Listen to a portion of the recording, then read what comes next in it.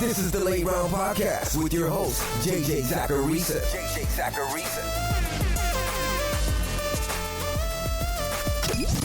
What's up, everyone? It's Exaggerating, and this is episode 770 of the Late Round Fantasy Football Podcast, sponsored by FanDuel. Thanks for tuning in. I get feedback all the time, literally every day. I produce some piece of content, it goes out to a lot of people on the internet, and then those people, whether directly or indirectly, let me know how they feel about that piece of content. My response to that feedback was undoubtedly different 10 years ago than it is today. I'm 35 years old. I'm not sure how many of you knew my age, but I'm 35. I've got a family. I'm more mature today than I was when I was in my mid-20s, as is the case for anyone. I'd get far more defensive back then when someone would critique a study that I did or tell me that I was wrong about something. It doesn't bother me nearly as much anymore, because I've learned that a lot of times there's validity to that feedback. I've used constructive criticism from people tons and tons of times through the years. It's made this podcast a better show to listen to, hopefully at least. Now, after starting late round fantasy football last year, the whole feedback thing has been taken to a new level. Because I'm a business owner now. People are directly giving me money for things that I'm producing. I'm not being paid a salary by some company anymore. There's no team of customer service people answering questions on my behalf. When people are giving you their hard-earned money, you better be ready to respond to any and all criticism. And you better respond thoughtfully. And that's what I plan to do today. I'm going to talk about the most common piece of feedback that I've gotten over the last year. And I'm going to give you a thoughtful explanation as to why I do what I do. Now, you're probably wondering now, what's that feedback? And actually, it's pretty simple. All of the rankings that I produce are for half PPR formats. Naturally, not everyone plays in a half PPR league. So when folks go to the Patreon or they see in the draft guide that I've got half PPR rankings and tiers, they email me. They let me know that the rankings don't work for their league because their league is not half PPR. But what if I told you that you're probably overstating the difference between league scoring? At least when comparing a half PPR league to a full one and a half PPR league to a standard one. Really, it's my belief that the majority of fantasy football managers look at rankings the wrong way. Now let me explain. Pretend it's draft time. You go out looking for a set of rankings. You go to Google, and what do you search? Probably something like PPR Fantasy Football Rankings 2023, or whatever the year your draft is taking place. If you could only find half PPR rankings, you might be frustrated. I know people looking at my stuff have been frustrated when they find out that I'm only producing half PPR rankings. Everyone is so concerned about how their league scores receptions, to the point where they focus on that more than the actual league structure, like lineup requirements or how many flex spots the league has. Roster structure will often dictate your rankings and tiers more than scoring will, as long as you've got some half PPR baseline. Like, we know that if you're in a superflex league, quarterback values get shifted pretty dramatically. We draft quarterbacks earlier. But the average fantasy football manager does not think enough about how many flex spots their league has, or how many wide receivers versus running backs they need to start each week. If you're in a 12-team league that starts one quarterback, 5 running backs, 1 wide receiver, and 0 tight ends, if the scoring settings are relatively normal, even if they're not totally normal, you're almost definitely going to be slamming the running back position across the first part of your draft. They matter so much more than the other positions. But people get fixated on whether it's a half PPR league or a standard one. And I'm here to tell you that you're probably making too big of a deal out of that. I build half PPR rankings and tiers for a reason. It's because they capture full PPR in standard leagues quite well. Let's run through some data. I looked at all top 24 running backs and wide receivers in half PPR leagues since 2011. And these are top 24 players by points per game with a minimum 8 games played. So the top player in points per game ranked first, the second ranked second, and so on. I did the same thing at tight end, but I looked at top 12 players, because you're typically starting one tight end in a 12-team league. I then wanted to see how much those players' rankings fluctuated when shifting their numbers to either a full PPR format or to a standard format.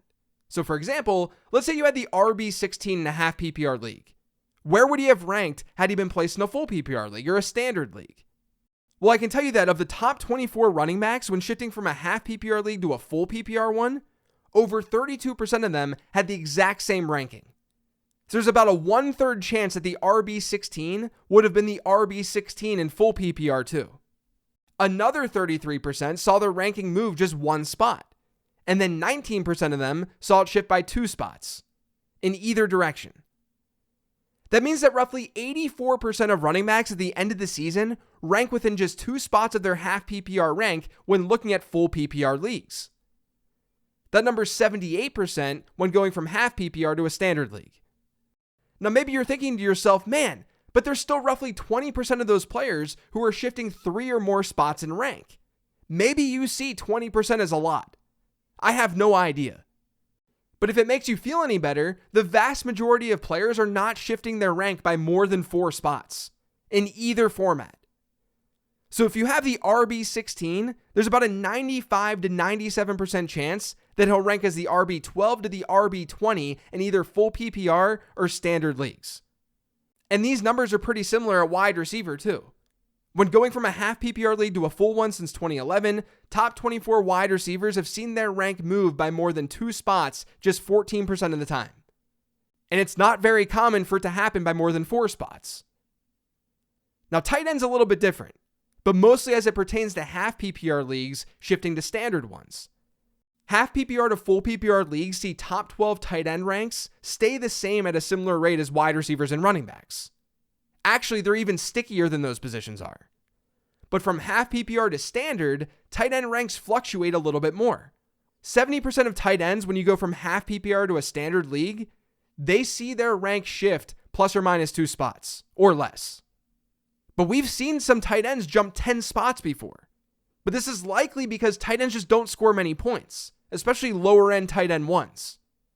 So any small change can show larger variations in rankings. And that brings up another important point to make. When doing this type of exercise, lower end players, they're going to see more dramatic differences in their rank from one scoring system to another. The difference between the RB2 to the RB12 is 10 total spots. The difference between the RB52 and the RB62 is also 10 spots. But the RB2 to the RB12 has a lot bigger points per game delta than the RB52 to the RB62. Which means the RB52 to the RB62 can see a lot more variation when scoring systems change. Because they score a very similar number of points.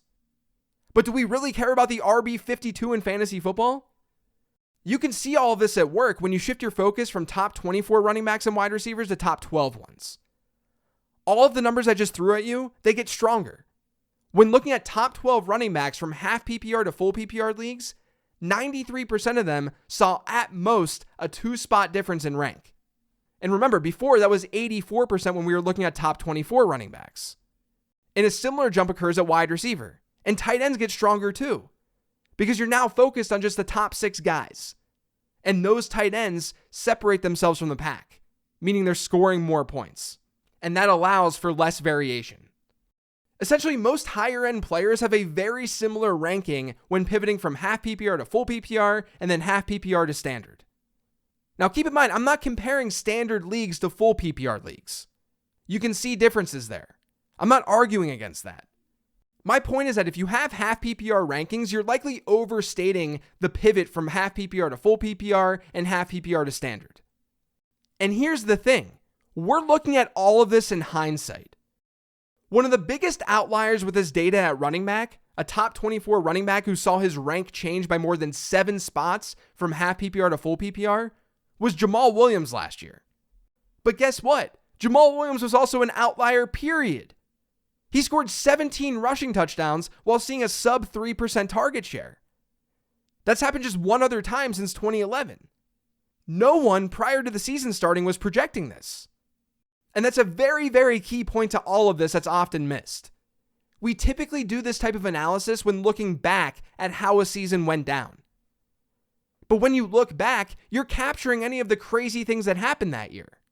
Players getting hurt, players playing way over their head, players busting. When you actually draft your team, you don't have that information. It's not like you drafted Jamal Williams last year with the assumption that he'd score 17 touchdowns. Jamal Williams' best friends didn't even think that was going to happen. When you draft, you're doing it based off of projections, whether it's a hard projection where you have some stat line that you forecasted, or just a projection in your head about how a season might go down for a player. When you're doing that, there are no outliers. You might comprehend how a player might end up being an outlier, but you don't draft, especially during the early parts of your draft, with that in mind. You're working off of a much smaller range of outcomes for a player. Now, I ran through this exact same exercise with my actual projections this season. And when doing so, only one top 24 running back had a half to full PPR positional rank difference of more than 2. And that's the same case at wide receiver. The vast majority of players from a projection standpoint only shift 1 or 2 spots. Where you should focus your attention is on how many flex spots you have in your league, how many quarterbacks you're starting, whether or not you need a tight end. That changes the value of individual players far more than going from a half PPR league to a full PPR league. There are definitely times where you're going to feel more confident in a certain player in a full PPR setting versus a half PPR setting. That's totally reasonable and fine. I'm sure you like the potential of Derrick Henry more in a half PPR setting than a full PPR setting, or Jahmyr Gibbs in a full one versus a half one. That's fine. That's reasonable. My point with all this, though, is to not let that thinking overshadow the reality of this situation. When you make assumptions about how reception scoring changes player evaluations, you then tend to overvalue or undervalue players. You start to push Derrick Henry way too low in a scoring system when that doesn't need to happen. Because the reality is, there's not a huge difference in the way that you forecast and draft in a half PPR league versus a full PPR one and a half PPR league versus a standard one. What matters far, far more is the type of lineup requirements that your league has. Because that dictates the supply and demand equation, which can dramatically change how your draft goes down. That's it for today's show, though. Thanks to all of you for listening. If you yet subscribe to the Late Round Fantasy Football Podcast, make sure you are by searching for it pretty much anywhere podcasts can be found. And don't forget to follow me on Twitter @LateRoundQB. Remember to check out lateround.com to see all that I'm offering. Otherwise, I'll talk to you later in the week with this week's mailbag show.